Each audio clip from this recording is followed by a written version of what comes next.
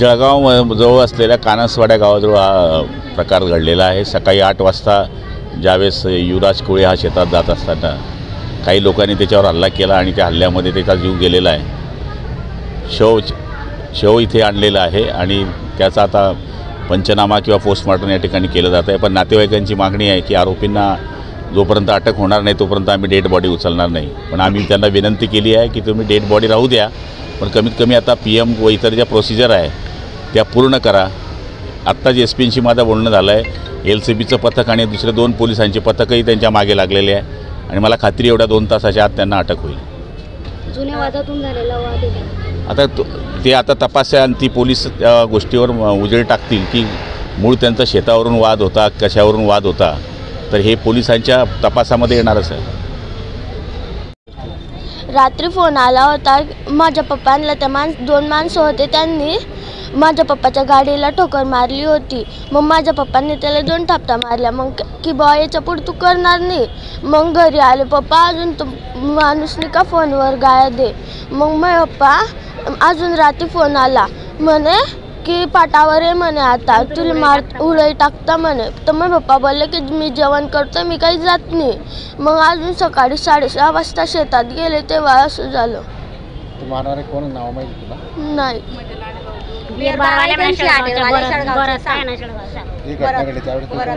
नाही, मी शाळेत जायला होती। वाद भांडण वगैरे काही नाही, रात्री गाडीला ठोस मारली म्हणून भांडण झालं। आणि ते काय झालं नेमकी घटना? म्हणजे रात्री त्यांना 10 वाजेपासून फोन लावले आणि पाटावर बोलवत ते रात्री। मग रात्री मी काही जाऊ दिलं नाही त्यांना की बा जाऊ नका। मग ते म्हणत मी जेवण करतोय बा, मी काही जात नाही। सकाळी आम्ही वावरात गेले दादर काढले, आम्हाला सोडलं त्यांना आणि रस्त्यावर आले तर त्यांना असं करलं। हे भांडण म्हणजे नेमकं कशावरून झालंय?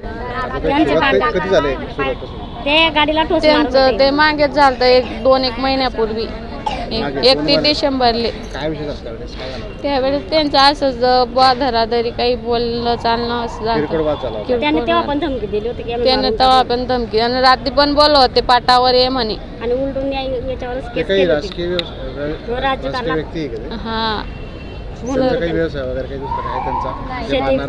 शेती व्यवसाय करत आम्ही असे रस्त्याचे कामं घेते। काय काय ट्रॅक्टर वगैरे ट्रॅक्टर वगैरे सुरू आता शेळगावला समोरचे कोण होते? शेळगावचे होते काही माहित नाही त्यांना। बरं ना ते होते ते शेळगावचे। ठीक आहे, आपल्याकडनं इथं हजर करा तेव्हाच मी त्या फाशीची शिक्षाच पाहिजे त्यांनी, कारण की माझ्या घरात कोणीच नाही। मा करताच माणूस गेला तर मी कोणाच्या बोराच्या जाऊ? माहिती लेकरं आहे, माझी 2 वर्षाचा मुलगा आहे लहानुसा। आणि तो माणूस कोण होता मारणारा? तिने बापलेकांनी मारलं, त्यांनी शेतामध्ये आई वडील आवरत होते तर ते बदल्याने त्यांनी चाकू आणला आणि घालून दिला चाकू छातीमध्ये।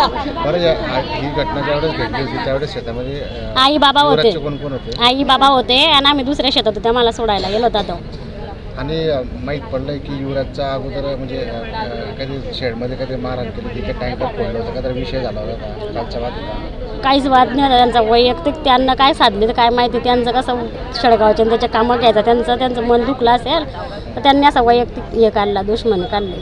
बरं, मग ही घटना घडली त्यावेळेस ते आई वडील धावले नाही त्यावेळेस? धावले माझ्या बाबांना पण मारत होते, ते लहान मुलगा होता त्याच्यावर पण हत्यार उचलत होते, ते लहान मुलाला वाचवलं आईनं आणि युवराजला तिन्ही बापल्याकाने एकाने चाकू घातला आणि एकाने माझ्या बाबाला धरून ठेवलं आणि ते लहान मुलाला माझ्या आईने धरलं, तर त्या लहान मुलाला पण मारत होते.